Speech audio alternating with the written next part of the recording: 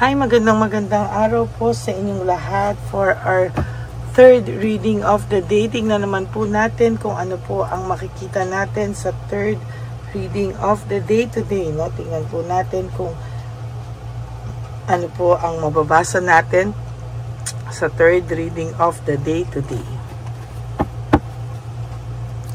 Buksan po na. Balasahin muna po natin ang ating baraha.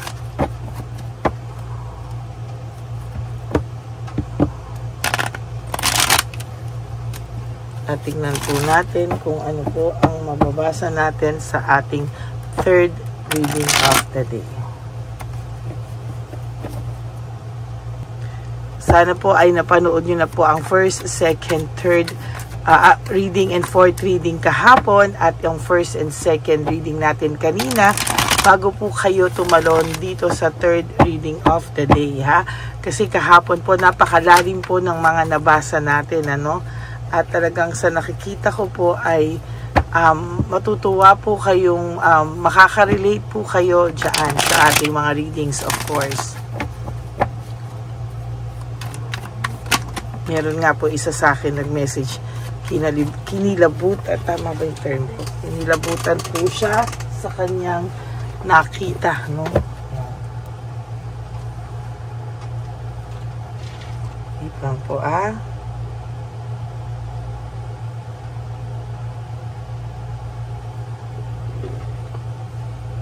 Okay. Okay, pili na po tayo ng 10. 1,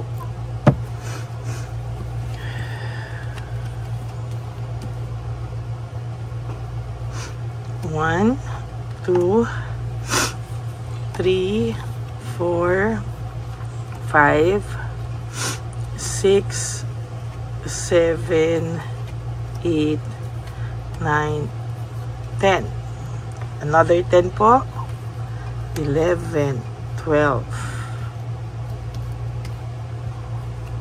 13, 14, 15, 16, 17, 18, 19, and 20. Okay? Buksan muna po natin ang ating mga kandila.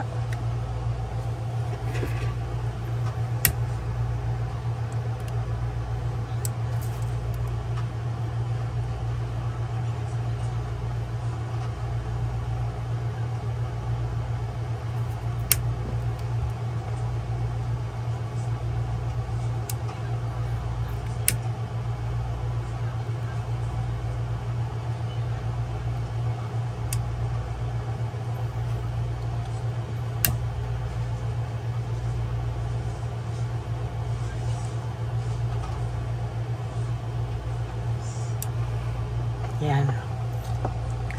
Okay. Sunny person na po natin ito.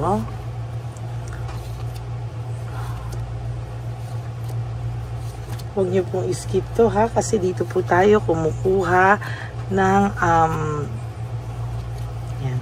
Dito po tayo kumukuha ng energy. Okay?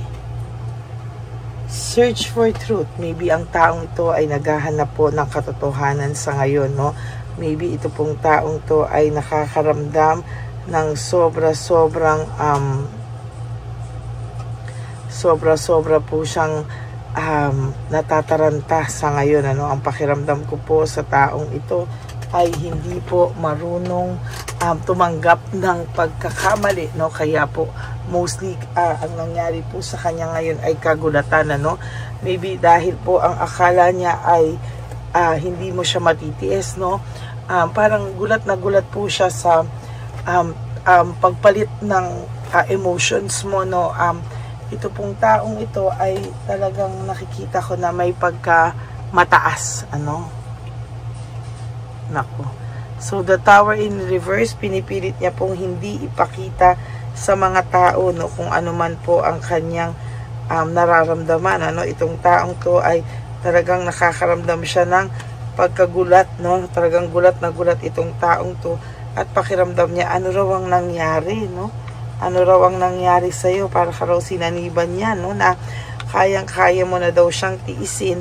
At itong taong sa totoo lang po ay ang dami po niyang problema, ang dami pong dumadaan sa kanya, pero ang pakiramdam niya po ay kayang-kaya mo na raw siyang tiisin at kaya mo na daw hindi ka na daw nababother masyado sa kanya, hindi ka tulad dati na konting kibot ay hindi ka makakatiis na hindi kayo mag-uusap, pero ngayon po nakaya mo, no? Nakaya mo talaga sa totoo lang.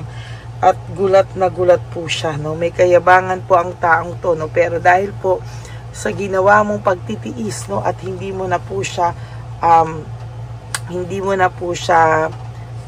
parang hindi mo na siya hinabol-habol, ay siya po ay biglang nagulat, no? Ano daw po ang nangyari sa iyo? By all of a sudden naging ganyan ka daw po, oh. Emotionally medyo may pagka-immature pa to, no? Talagang hindi niya naisip na kung bakit ka po nagkaganyan or bakit ganyan yung pakiramdam mo sa kanya. It is because he or she hurt you, no? Talagang hindi niya po nakikita yung mga actions niya ang nagtulak sa iyo palayo sa kanya, no?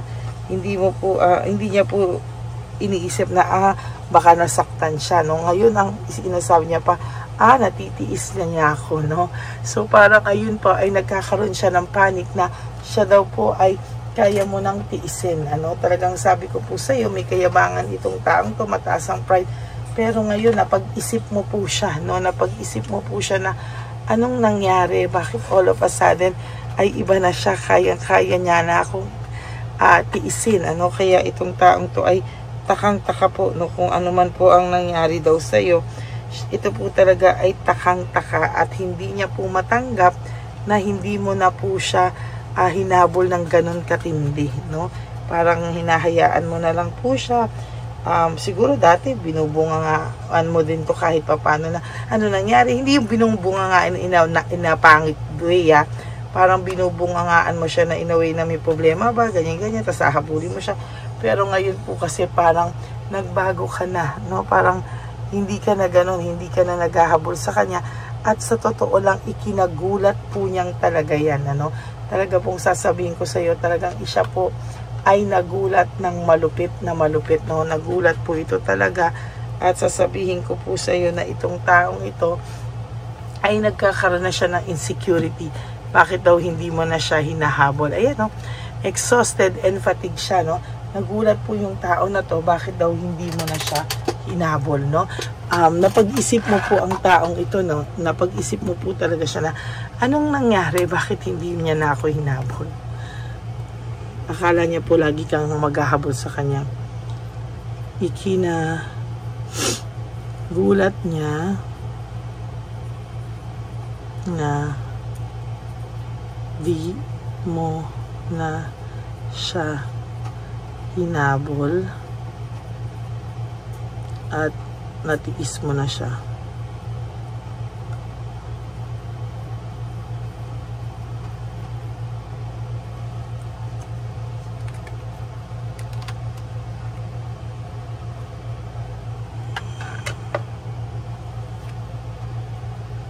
Ayan, no?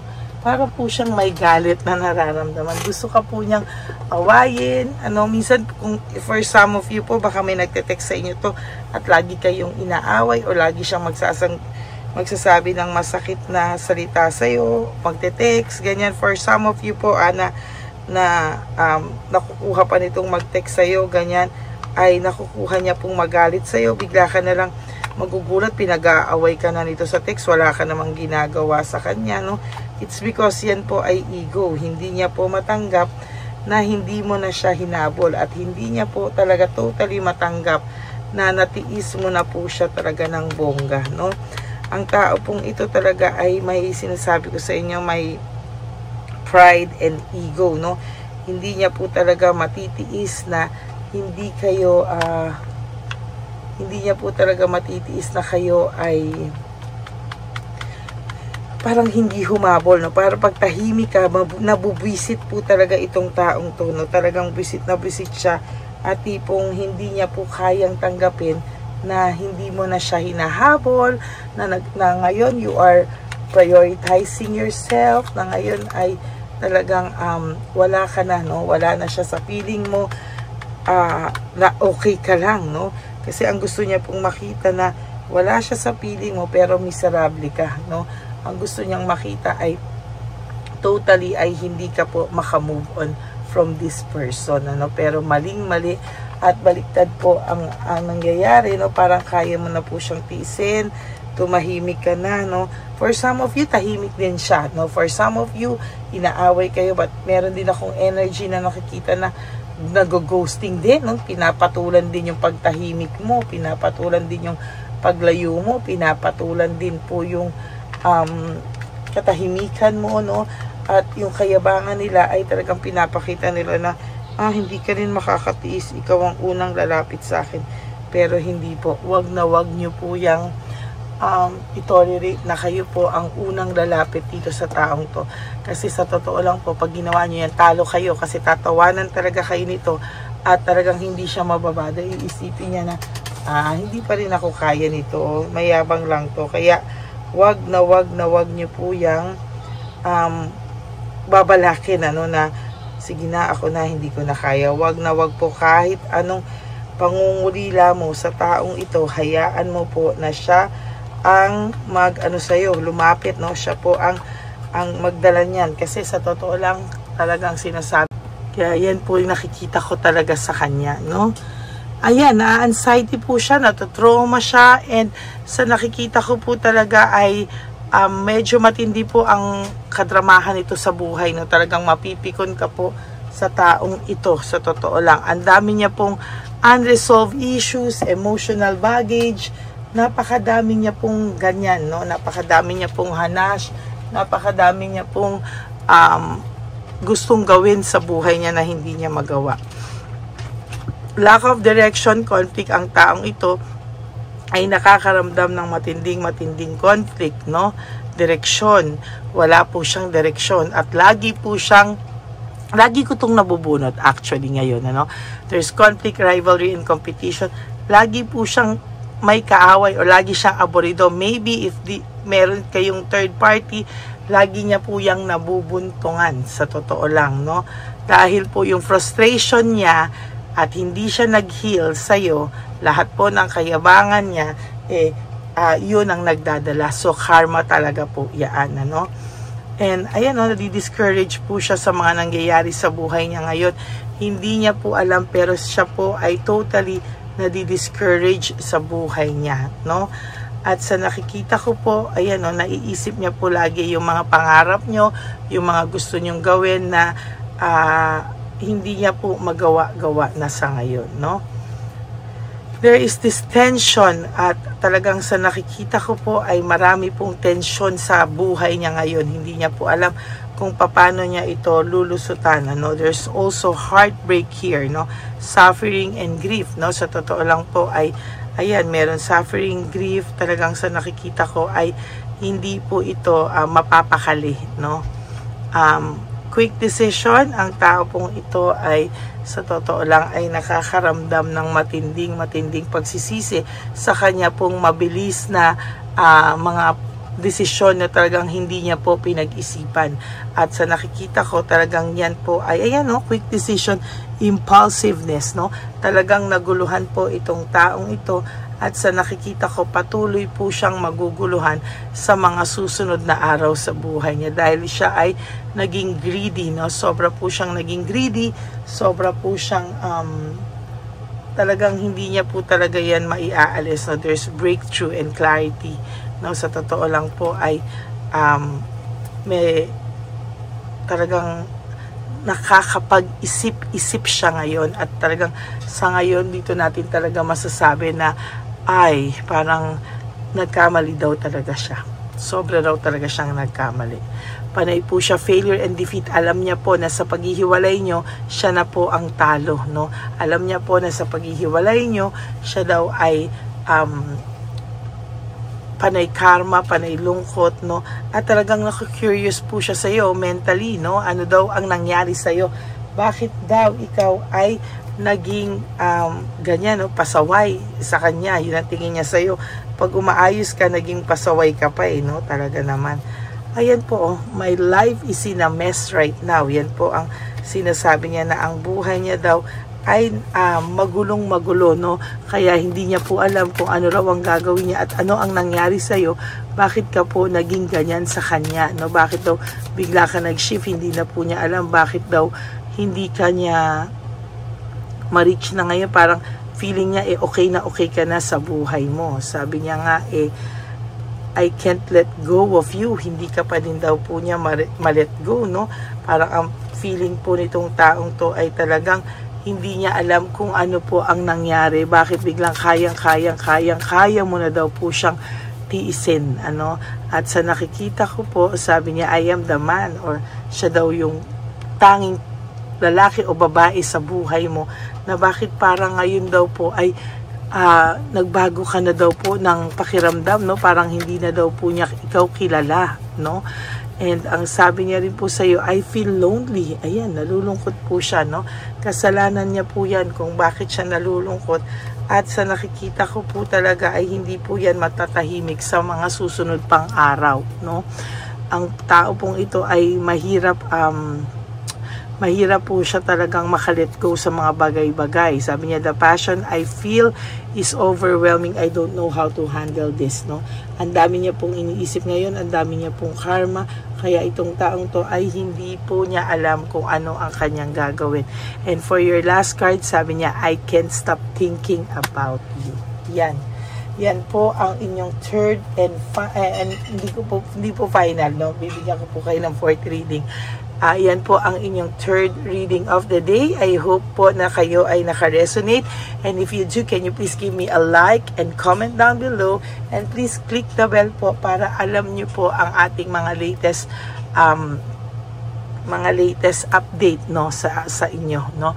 So maraming salamat po sa inyong lahat. And for those of you who would like to have a private reading with me, you can message me po at Ladyly Elena, that's Ladyly Elena. Nasa dulo po yan ng ating video.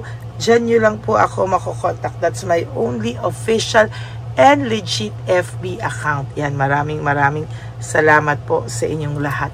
And nilabas ko din po dyan yung fake account ng Lady Elena, kung saan ay makikita nyo din po, no, na lahat po yung ginagamit daw na cell.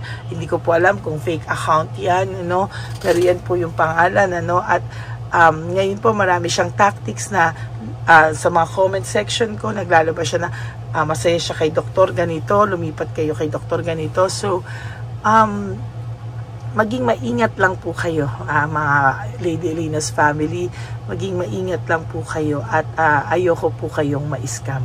So, yun lang po. At ang lagi ko pong bilin sa inyo, sa aking mga ever loyal, solid, and Lady Elena family, I love you all from the bottom of my heart. Thank you po for not skipping ads. And for those of you who would like to give me a super thanks for this video, I would really appreciate, lalo na po tayo ay nag-iipon na po para sa ating One Love a Day, sa ating mga street lolos and lolas. And of course, no, to all my ever loyal family, no, gusto ko pong ipayo sa inyo is to just wake up each day, live one day at a time. You do 3 things that will make you happy for today. Prioritize yourself, forgive yourself, be grateful, no? Every gising, sabi nga po, is a blessing. Sabi nga yan ni OG Diaz, no? Kaya talagang totoo po yun, na bawat gising po natin sa umaga is really a big blessing from our up above, no? Kaya yan po ang nakikita ko talaga, no, na talagang blessing sa ating lahat. And of course, love yourself, no? Self-love is still the best love of all. And you also have to realize that life is so short. Don't make it shorter by stressing yourself from all the pains and heartaches na binigay sa inyo ng kahapon. Just surrender everything to the divine universe and just let go and let God write your life and love story. I will be back for another set of reading. Wag po kayong malulungkot. Ako po ay babalik pa for another set of reading for our bonus reading of the day. For the meantime, kayo po ay mag-enjoy muna. Okay? I love you all and God bless you all. Bye! Okay, update po, may nagpanggap pong subscriber natin na siya po ay magpapahula sa fake na Lady Elena, kaya ayan, hinihingan po siya ng $80 at ang cell po niya ay nabigay at nakuha. Ang pangalan niya po sa cell ay Julian Albert, no? Siya po ay may cell account din, kaya mag-iingat po kayo. Ayan po, no, kung sino man po yung scammer na Julian Albert na yan, no, iinsensuhan po natin yan para siya po ay makonsensya. Kung wala man po siyang konsensya, at least po bumalik sa kanya lahat po ng kanyang ginagawa, at maling-mali po yan, ano.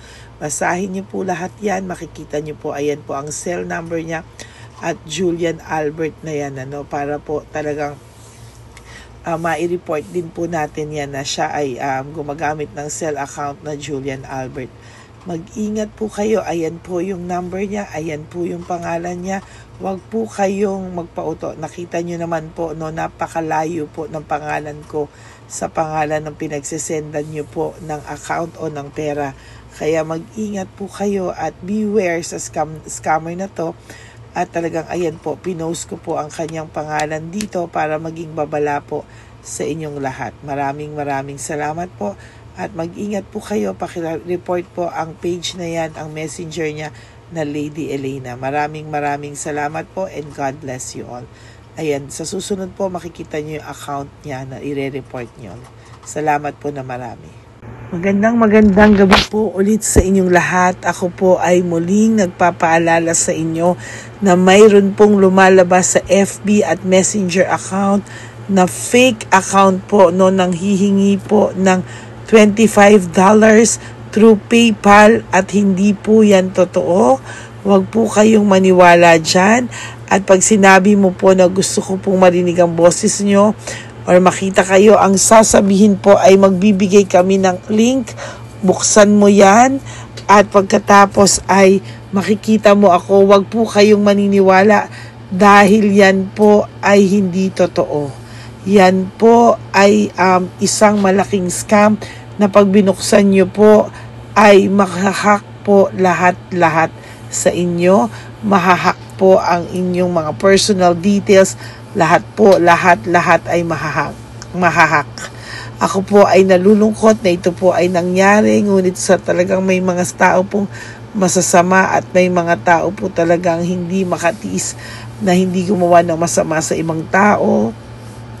Pero maging aware po sana kayo, tulungan nyo po ako, i-report po natin yung fake na yan at sa FB para siya po ay mawala na at wala na po siyang